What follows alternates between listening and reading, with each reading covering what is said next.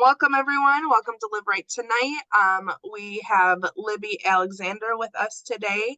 I don't know if anyone has heard of the movie Four Good Days, but it was based off of her and her daughter's story. So we're going to get a little bit more raw truth of her story and maybe kind of some things they dealt with even creating the movie and how the writers, came out to them. So, Libby, thank you so much for doing this with us. We really appreciate you. Oh, thank you for having me. Yeah, and I know you'll be speaking at our Spring Spectacular as well. So you don't give all your goods, so we can have people come listen to more of your story and more of what you have to share with us. Okay. Is there anything that you want to touch base on before I ask you any questions? Nothing I could think of. Okay, awesome. So how did it come about to get the movie started on your story? Amanda was on Facebook for maybe 2 months of her life, and I talked her into joining the Vivitrol Facebook group. And because she had had a Vivitrol shot before. She had opiates in her system when she got it and went through precipitated withdrawals. She had private insurance then. They hospitalized her, and they got her through that comfortably with other medications. Excuse me, but she wouldn't continue to get the shot after that. Sorry. So after some time, she relapsed, of course, and but then she got on Facebook, and I was asking her to yeah, she said she just texted me she can't join, so I'm sorry. No, So she went on this Facebook Vivitrol group, and then she comes to me with the phone and she says, "This guy's a Washington Post reporter. He wants to write a story about me," which I'm like, sure, right. I don't believe a word of that. So, Right. so there's a man on the phone, and I just know that he's another drug addict. And at the end of this conversation, they're going to be asking me for publishing fees or something. Some kind of money they're gonna want from me. So I'm not even being nice to him on the phone. I'm just like, you write for the Washington Post, do you? So he can tell I don't believe anything he's saying. He said, "So listen, give me your email address. I'll send you articles that I've written. I'll give you my number here at the Post. Call back, ask for me. They'll put you through." So when he gave me the 202 area code, I have made enough phone calls to Washington, D.C. during the course of my daughter's addiction that I know a 202 area code is Washington. And I was like, oh my God, this is real. I go, oh, gotta change my tune. Yeah, so yeah, absolutely changed my tune. And so he came here. This was 2016, and he had just heard about Vivitrol. So he went on this Facebook group, the Vivitrol group. He was looking for somebody to write about as they were getting a shot. So I don't know, he stumbled across her, had a couple text conversations with her, and then he decided that, he would come and write about her. And so he came here. He got to interview her separately, me separately, us together.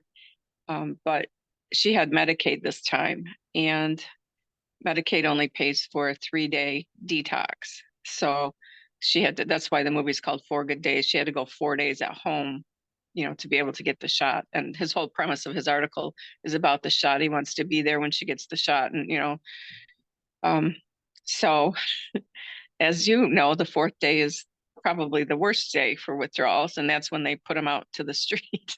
So yeah, so she came to my house and was going to do the 4 days here. Well, then she comes to me and she says, Eli wants to talk to another addict too, not just me. And I was like, oh, okay. And then she goes to Eli and she says, Eli, I think you should talk to another addict too, not just me. And he was like, okay, he didn't care. So that's how she got me to drive us to Southwest Detroit, where she was actually, I didn't know about this at the time because I knew she didn't have any money, and she didn't have access to any money either. But what I didn't know then is if you haven't met up with your dealer in a minute, that they will text you or get at you with, they got some testers, they got some freebies for you. Yeah. So that's really why we were going down there, was to get these freebies. Yeah. But I didn't know. So when Right. she got out of the car, it's all one-way streets in Southwest Detroit. So where I dropped her off at, I had to park further down the street. And so she wasn't coming back. This reporter is sitting in the back seat. I'm in the front seat. It's real awkward in the car because, I don't know him and I don't know where she's at. She's Yeah. not coming back. And I'm like, oh my God. So I drove around the block and I see her and I see, oh my God, this is a drug deal. I'm going to kill her. So I go back. I don't know what he saw. I didn't, draw attention to it, and like he didn't miss a beat though. So I went back and parked where we are now. We're at, and I'm texting her, get your ass back in this car right now. I'm going to kill you. What is wrong with you? Right. So she comes back and she wasn't high or anything then, but what I didn't know is that, yeah, she did pick up some testers. So she was supposed to get the shot later in that week, but she ended up, like in the movie, you can see she can only smoke in the garage. Well, that's true. So she was in the garage and Eli and I were sitting at the kitchen table and she comes in the house on the phone, talking to somebody, oh, you can't do that to me. That's not fair. And then she hangs up the phone and she says, they just changed my appointment date, which this was all a lie. There was nobody on the phone. She changed her shot appointment because she knew she was about to do these testers. Right. She knew what would happen because she's already did that once before, Right. So now Eli, even though he works for the Washington Post, he lives in Washington State. So now he had to leave and come back again.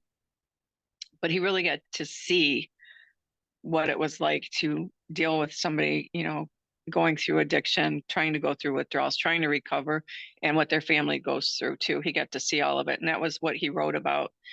And this all happened in the spring of 2016, but the article was published in July of 2016. And a movie producer read the article and he wanted to make it into a movie. So when we signed the rights for the movie, for the story, we thought at best it would be a Lifetime movie, if anything, because, just because somebody buys the rights doesn't mean it's ever going to become anything. Right. We had never dreamed that it would be Glenn Close and Mila Kunis, playing us in this movie. So that was like a shock. Yeah. But so that's how it happened. And there's a link to the original article in the movie's website if anybody wants to read that. It's a lengthy article.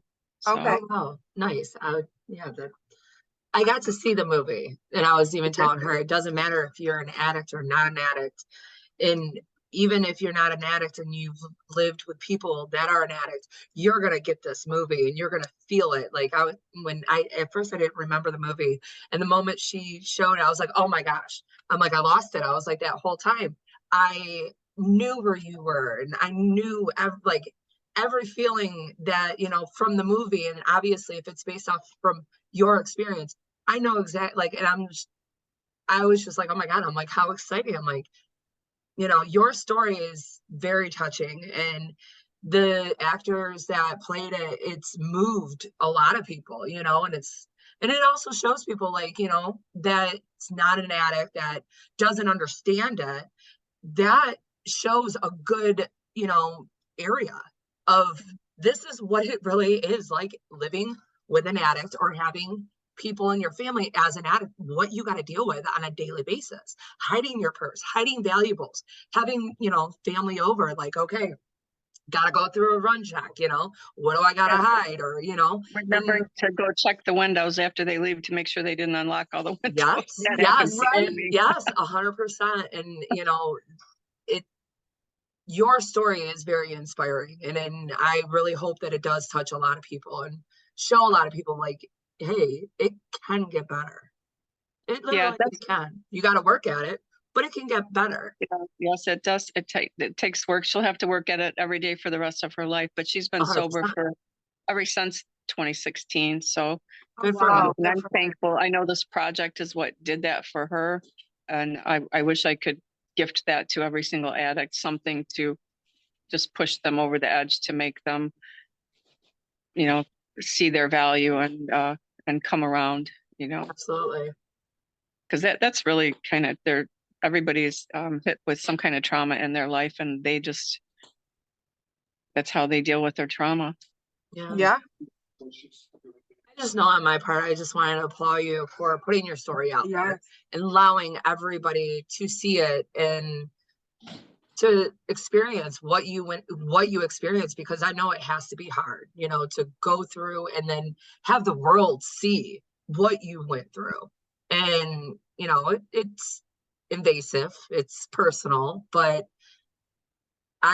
your story does touch a lot of people. Like it's touched me. Like I love that movie. And thank you. You know, so I want to say thank you, because, you know, it takes a lot to do that. You know, it takes a lot to tell your part of the story and not get all crazy. And the stigma of addiction, you know, because it's the most stigmatized disease. It's the only disease that's treated criminally instead of medically. And there's still so many hurdles for somebody who's trying to, you know, seek sobriety. It's just not easy. Like, I couldn't tell you how many times she was willing to go to rehab and there was no rehab to put her in. Nothing, you know. And so, you know, and that's what I wanted to, you know, people to understand, because people just think that, oh, they can just stop, you know, and people don't understand. No, you can't just stop. You have to have the work. Yeah, it has to. It's a process, and that's what people don't understand, the process of it all. So. Yeah, it is such a big process, and as an addict, it's hard to, number one, choose, okay, I'm ready to go to rehab now, and you need to go now, you know, because you do have influences of other people reaching out. Hey, I got you free this time. Well, that's great, but as an addict, you're not thinking, that's great right now, but tomorrow I'm not going to be that great. And it is. So like when you have the urge to be able to start working and start putting in the work for this, it needs to happen now. And we need those resources available so people can jump in it when they're ready. Yeah. That was one time she was willing to go to rehab, and this was pretty early on in her addiction. Not the first time she had been to rehab, but I just drove her right to this rehab facility in Monroe. And, you know, go in and the lady says, do you have an appointment? And I said, no. And my daughter sat down in the, you know, waiting area, and she said, well, you can't just walk in. And I said, why not? Right. She said, well, that's not how it works. And I said, well, how does it work? She said, we have to, you know, do screening over the phone. And then, you know, there's a waiting list. And I said, so there are people that are supposed to come because they're on a waiting list today? And she said, yeah. I said, well, I guarantee you someone's not coming, so you can take her. She said, well, that's not how it works. And I said, well, why not? There's a bed that somebody's not coming to take. Why can't she have that bed? Right. And the lady was just like, she really wasn't that compassionate either. She was aggravated with me that I just was like, no, I'm insistent to take her. Right. Because, you know, then she's like, well, they should be able to do that. A couple weeks, I won't know where she's at in a couple weeks. She's willing to do this today. It has to be today. Exactly. And that's unfortunate that that's not how it works. It should, and it is sad that it doesn't, because when, you know, when they actually say, hey, I'm ready, like, let's do it. It's like, why can't we just get them in there now? Because if they're ready and they have that, and then you get them in somewhere, it's like you're actually, not only are you saving their life for that day, but you're giving them hope that, hey, you know what, I'm in here. So let's just keep the ball rolling on this good positive energy and showing me that I can get clean. You're willing to help me, instead of be like, oh no, you got to go on a waiting list.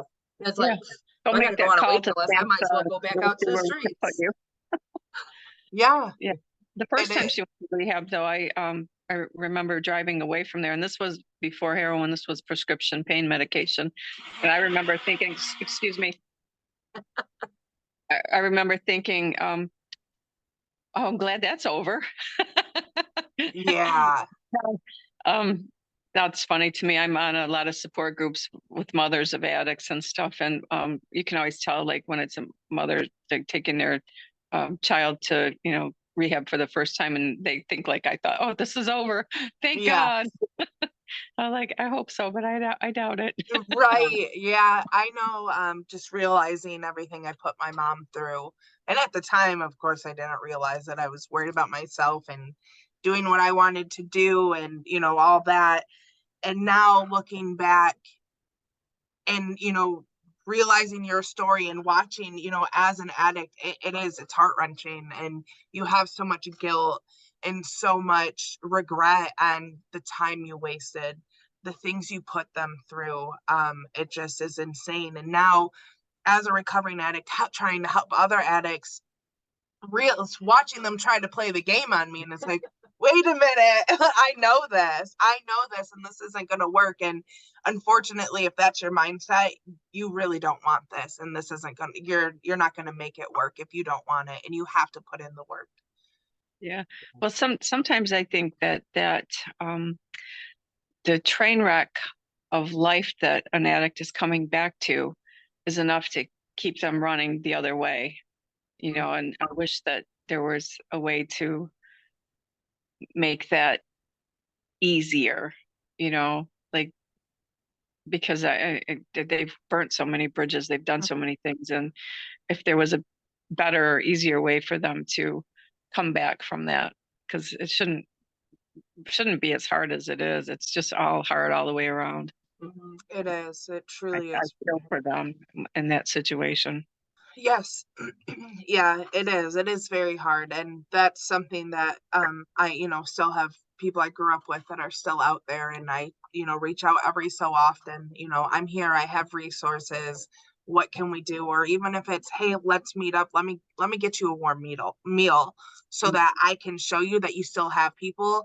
And maybe you'll make that step if I see you face to face and see, like, I'm willing to help you. I'm willing to be there for you, because that is what we need when we're so broken and so down, is just someone to reach out that hand and not just shame me for what I've done or what I'm going through. Yeah, that shaming and the guilt, it doesn't fix anything. It doesn't help anything. It makes everything harder. So that's part of ending the stigma. You know, we just have to try to get over these hurdles. But I think until there's better treatments, better research, better access, I don't think it's going to change. And one of my friends just lost her son the day before Thanksgiving to a fentanyl overdose. And he had been sober for a couple months. And, you know, it's that one last time, right? Yeah. How it usually goes. Yeah. And that's the scary part too, is it's all fentanyl now. Yeah. And the overdose rates, it's insane what's happening. And still you think that would create more help, but it hasn't. No. The fentanyl, that's been coming out now the last 2 years strong. Yeah. Like I've lost, well, I know a lot, like 3 of my friends lost their children over fentanyl. And then, you know, I've lost a couple, you know, mutual friends and acquaintances through it as well. And it's just, it's sad, because it's like, why? And, you know, in my head, it's like, why are you going to use something that you don't know? But, you know, to an addict's mind, they don't care. They're not even thinking about that. And it's like, you know, it's like, sometimes I feel bad. It's like, can I just give you my mindset? Like, I just want to show you. And, you know, but that ain't going to do anything. None of that's going to do anything. It's, they got to want it. You know, they got to want it bad enough, and they got to follow hard enough in order to want it. And I think that's what makes it really hard for our families that are, you know, rooting for us and trying everything they can, is realizing that we have to want it, and we have to put in the work for anything to come of it. I know, just, you know, still talking to my mom to this day, you know, she still questions me on things, and I've been off of heroin 7 years now, and like I do a double take, like, wait a minute, and then afterwards it sinks in, like, wow, you know, I traumatized this woman to have to question me on these things, because she's terrified for me to go back. She does not want to relive that. Yeah, that's true. And the fear, you know, because it's every day. You have to work that every single day. And, you know, it's so hard. And I think even for somebody, an alcoholic, I think it's so much harder, because everywhere you go, they're not offering you heroin, you know. An alcoholic, everywhere they go, there's somebody offering them a drink. And restaurant, store, you're seeing it everywhere. And it's accepted. Yes, it's accepted. Like, it's legal. Yeah, when you go to a family gathering, or if you go anywhere and someone offers you a drink and you decline it, their first question is, why not? You know, Yeah. why don't you want this? And which I always post on Facebook, if somebody says no to a drink, that's it. yeah, Don't, don't ask them why. Don't try to give it to them anyway. I'll just have one. Okay. That's it. All she gotta say is okay. Well, and No it's just crazy because if you were to offer me you're not offering me heroin. And if I were to decline it, you're not going to ask me why. So why are we doing that with something that is still just as of addictive, just as something that is mind warping? It's just, it is crazy to see how, because it's on every corner. It's everywhere you go.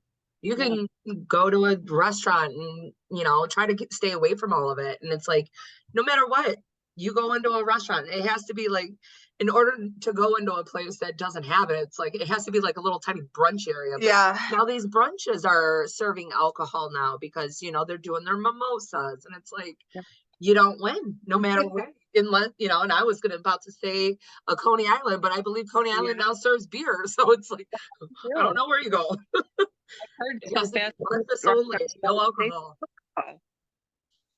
Beer or wine. I'm like, yeah, it is absolutely crazy. So did you get to meet any of the actors or actresses from the movie? Excuse me, I zoomed with Glenn Close, and Amanda zoomed with Mila Kunis, and I think it was about an hour that I was on the phone with Glenn Close, and she asked questions. She asked questions like specific. She wanted to hear my response. She wanted to hear my voice, my accent, and like mannerisms of how I reacted to something. She was really good. The movie was great, honestly. And that's what they do. They got to feel your voice, your tension in order to be you. So, good on their part to reaching out and wanting to speak to you guys, because, and even with, your daughter and Mila, like Mila, she took that role and she did it great. Like I've never seen Mila do an addict role like that. And personally, I feel like she did an amazing job at it.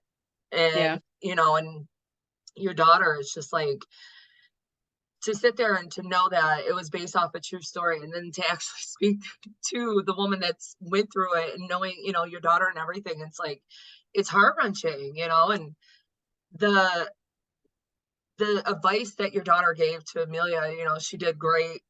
And, and I applaud your daughter for staying clean and being clean. What is that now? 7 years she is? Almost. Almost 7 years. Yeah. Congratulations to her, because from your story that I seen, that it was very heart-wrenching. Like, I can honestly tell you, every scene I was probably bawling or trying to like hold back, or just like even wipe my eyes just to see the TV. I'm like, okay, I got this, I can do it, I can finish this movie. But it's just the writer of the article, he also wrote the movie script. He was invited to work on that too. Oh, nice. So he was there personally with them. So he put Glenn on some of the support groups that I was on. Okay. Like he joined so he could get a feel for, like I think he already had a feel for what the addict goes through, but he had no idea what the parent, what the mother goes through. Right. And that was eye-opening for him. And so he was on some of those support groups, and he shared, with Glenn, read what some of these moms are going through here. And so she got to, feel that, like almost like you're there with those mothers. You're like, oh my God, so it's hard. Yes. I definitely believe in support groups. You got to have some kind of support to absolutely you get through all that. Absolutely. 100. And just knowing that, you hate that you're not alone in this, because you don't wish this on anyone, but knowing you're not alone and learning different ways to cope with these things, or different ways to, help relieve the different stresses or whatever the case may be, it is very comforting. Yeah. I made friends with through support groups, 3 other addicts moms in Michigan, and 2 of them now have lost their children. And so there are 2 of us our children are still alive, but Amanda's the only one that's sober. So it's just so hard. It is very hard, and it's heartbreaking that we keep seeing our friends' children's, passing away, and it's just that they didn't have that chance. I know for me, and part of my story, I lost my cousin who I was very close with, and he was younger than me, and I was still in active addiction. And once he passed away, the guilt I still live with today, just for, I feel that I should have been a better role model. I feel I should have taught him better, and those are things that I work through and, deal with my support groups with. But it's absolutely so hard to realize that these people don't even have the chance anymore to have the hope to not be on drugs. Yeah. That's when I came out to your facility, I was impressed with it. We need more things like that. So good on all of you for taking that torch and doing what you're doing. Thank you. When I got into recovery, my biggest thing was I want to break stigmas.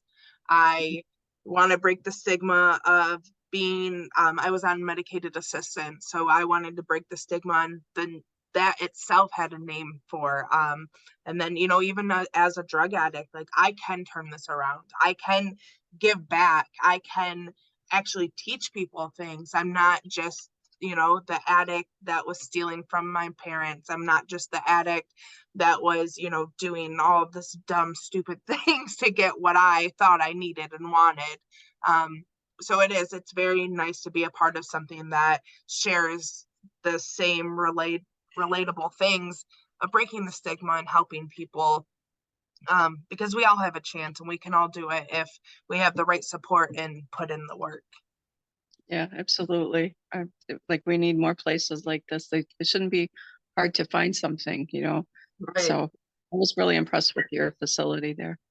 Awesome. Thank you. Yeah, thank you so much. I really appreciate you again, coming on and sharing your story. Like Brandi said, that takes a lot. Not even just with us, with the world. Right, exactly. The world, but it gives people hope. I ain't gonna lie, because I know a lot of people, you could sit there and preach and go to all this, and a lot of the time, if they're not there, they're just just waiting for you. All right, are you almost done? Like, dude, like, come on, like, I want to get there before all my shit's gone, like, it's not getting to them. But like, I know, with talking with you and stuff like that, and like, I honestly think you should be like a spokesperson and go out there and speak with people, go to places, because honestly, your story, it's worldwide, it's everywhere. And now, who wouldn't want to listen to that? Like, I would talk to you all day if I could, but just because it's like the factor of seeing this movie and then meeting you and knowing that what I watched is literally just a glimpse. It's not even your life. It's a glimpse of what you went through. Because, for myself, having family as an addict and everything else like that, I understand. And when I'm sitting there watching the movie, I'm like, that ain't half the shit, this person's gone through, but that's in my head. But at the same time, anybody can relate. It's not just in my head, because there is a lot more to it. There's a lot more that's gone on. You're just seeing a glimpse of a fragment of an era. That's it. Yeah, it was. She was originally, she was injured at 16 in a snowmobile accident, and she was overprescribed Vicodin. And then by the time she turned 18, she had 5 different doctors prescribing her opiate pain medication for an injury that had long been healed. There was absolutely no physical reason to give her that medication, and 5 different doctors had no problem doing it. And they didn't know about each other. I will say that, but each one of them had no business giving her that medication. Back then, you could fill as many prescriptions as you got. You just couldn't take them all to the same place. Right. So she was a functioning addict on all of those pain medications. And then one day, boom, you couldn't fill all those prescriptions anymore.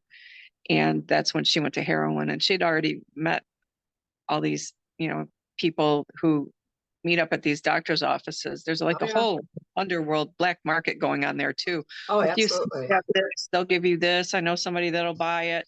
So, there's all that. So and that's the sad thing is like, here you got all these doctors, you went to school, you spent all this money to help individuals, but at the same time, you're also crippling these people. You are helping these people go out and getting addiction, just like you just said, your daughter, she had an injury at 16. Here, pop some Vicodins.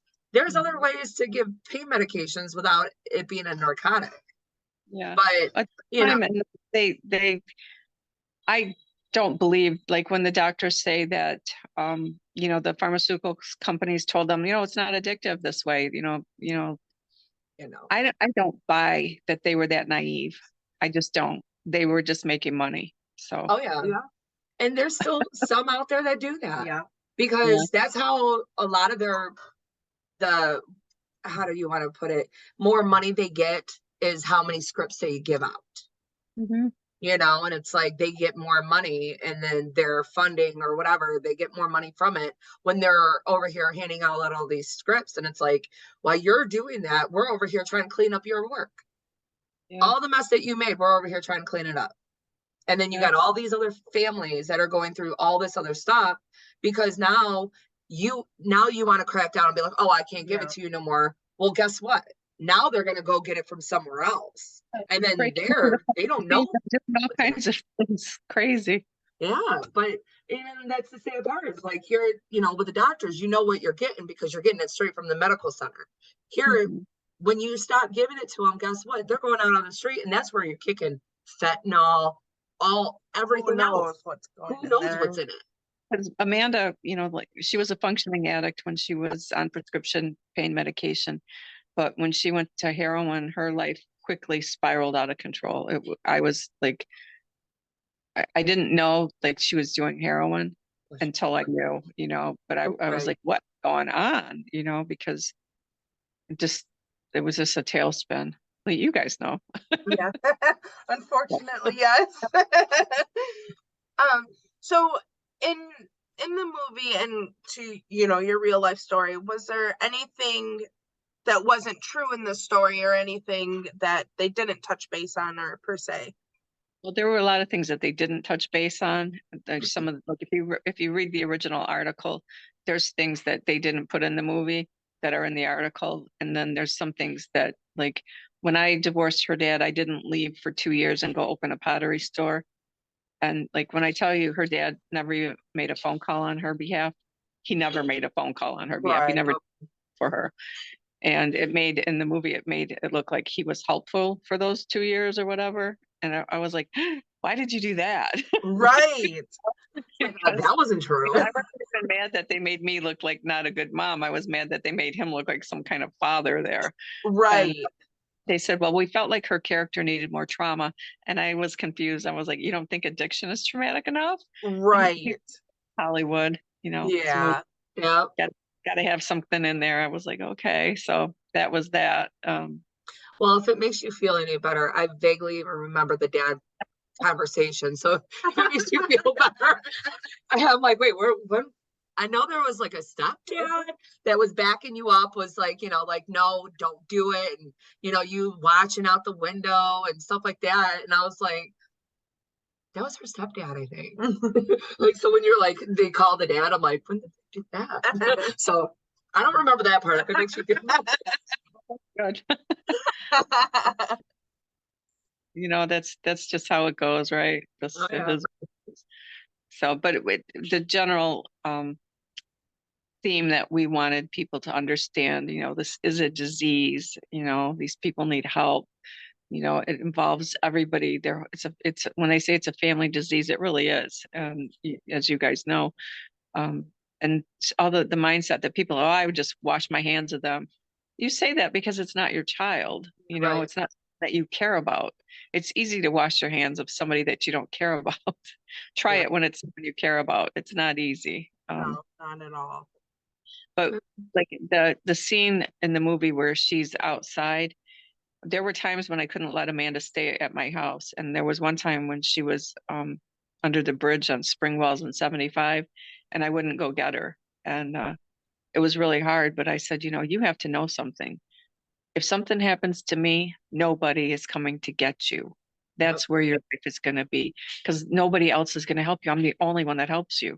You need to up and see that, So I left her there all night, and it was hard. She kept calling me, smells like pee. I'm like, I'm sure it does. I think there's rats. I'm sure there are. And I just kept going, don't go get her. Don't go get her. So it was for both of us, really. I had to leave her out there all night. But so in the movie, they were going to do that. So they did it the way they did it. But I wanted it in there because there are times when you can't let them in your house, unfortunately, And nobody wants tough love. Yeah. And then the end of the movie, some people didn't like the end of the movie where they just take the puzzle and pull it apart. But me and Amanda liked it because addiction is a puzzling disease, and you don't know how it's really going to end. So we thought that was appropriate. Yeah. I liked it. I thought it was I personally thought it was a good ending. Like, I liked the whole movie, honestly. There wasn't a bad scene in it. Like, I thought everything, and then that puzzle, so if that's something that you guys did, I thought that was pretty cool, if because I believe they were working on that puzzle for a long time, and it was just sitting in the garage, and she was still trying to build on it, and trying to get through those 4 days, and she'd get so frustrated, and it's like, that's that disease gets you so crazy in the head that you can't even focus on one little piece. That that detox time is very hard, and people don't know. They just think, oh, just stop. It would be nice if it was that easy. If it was that easy, we wouldn't be in this situation. Right. Exactly. Yeah. Awesome. Well, thank you so much, Libby. I really appreciate you, and I'm really looking forward to seeing you again at Spring Spectacular as well. I will be there because I have to meet you personally. And I will actually even put the link to the actual article when I post the podcast as well. So if people want to read that as well, and get the article. Yeah, I definitely want to read the article, especially like seeing the movie. Now speaking with you, I truly want to read the article now. Like, it's more, I got to get more. Yeah, definitely tells a bigger story than the movie. But movies, it was 90 minutes. You're trying to put 12 to 15 years in 90 minutes. There's going to be a lot of things, but fill in the blanks. I get it. Right. Yeah, I get it. Like I said, you got they only get a little portion of what you've only went through of a lifespan. So it's like, they did their only portion, but I just, personally, we do appreciate you, going out again, telling your story to the world, and coming back and really talking with us and everything else. Thank you. It inspires a lot of people, as has inspired me. So that's good. We have to keep the ball rolling, right? Exactly. Keep spreading that awareness and breaking those stigmas for sure. Yes, and again, personally, thank you so much for sharing your story and being able to let other people who don't even know what people are going through get a glimpse of maybe seeing and maybe receiving that compassion of, oh wow, it's not as easy as just stop. Yes. Yeah. Well, thank you, ladies, and I do appreciate what you do there, and maybe you guys can grow. Yes, definitely. Yep, definitely working on it. But yes, thank you, Libby, so much, and we look forward to seeing you in March. Yes, thank you so much.